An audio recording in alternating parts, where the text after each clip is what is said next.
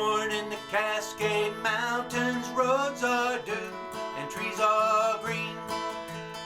You can drive for hours, trees and streams are all you'll see.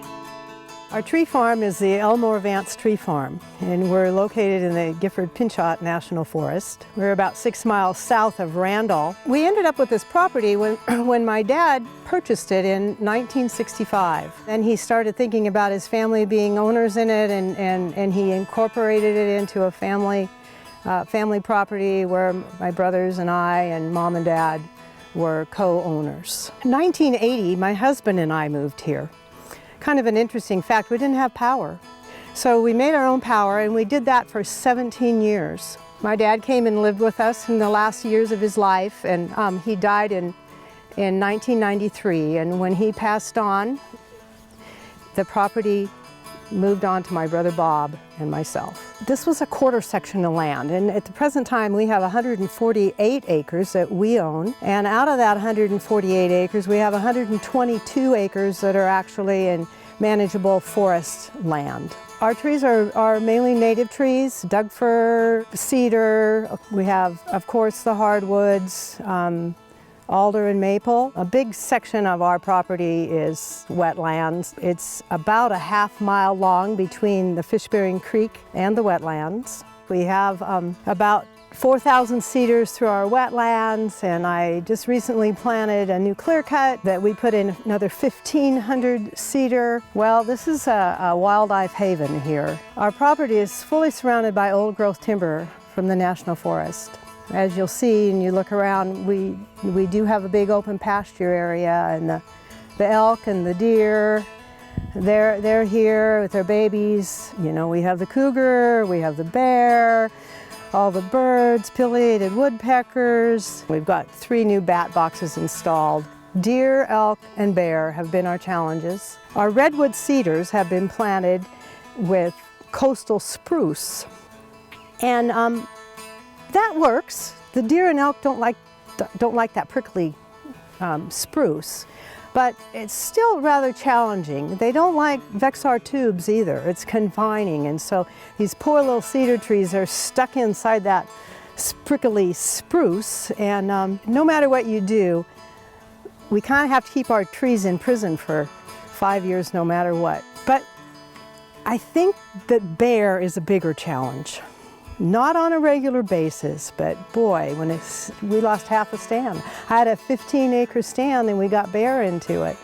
I wanted so badly to do a commercial thin on that stand, but with all the bear damage, we're just gonna clear cut it at 40 years old. Home is where you make it, mine is colored Cascade green.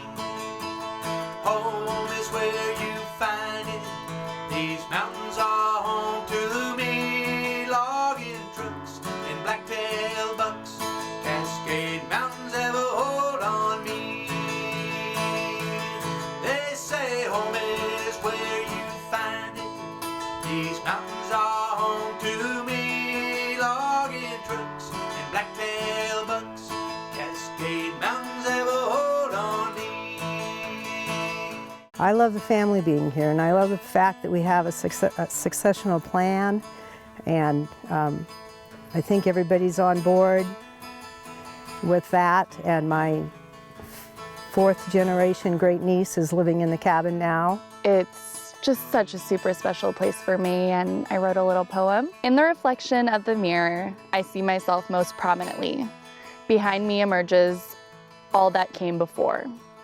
Logs lifted by my aunt's hardened hands, shelves sculpted by my mother's touch, creaking floors once danced upon by my grandparents' shoeless feet. A flower jar turned compost bin changing throughout the generations.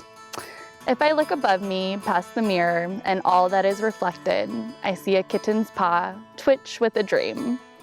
Against the curtains I sewed, hanging below the roof my great-grandfather built 50 years before me. On the mantle rests a photograph of my grandparents on their wedding day, leaning upon these very logs, and I think of the song 100-Year-Old Photograph. The lyrics play in my mind, lyrics that sang me to sleep as they touched my mother's lips each night before bed, no matter what home we were in, and there were many. And I wonder, might my own children, if I choose to have them, look upon this same photograph when it truly is 100 years old, under a roof their great-great-grandfather built, in a home dancing with all their ancestors, and think of the song I sang to them each night before bed. One of the things I recognize is that my grandfather, who purchased the land 55 years ago, was a dreamer. And my aunt, who manages the land, Patty, she's a hard worker. And the gift to our family is that the rest of us get to enjoy the land. We do family campouts here.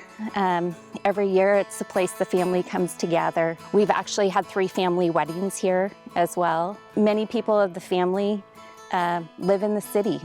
So to come out in nature and take walks and hike up to the top and see the panoramic view of endless trees, it's really, really a gift. I guess when it comes to managing the land, I just see how good it feels to harvest the trees when they need to be harvested for the health of the land, and then you get to come back in and you put those baby trees up, and before you know it, you got this whole sea of green, and it's the cycle of life.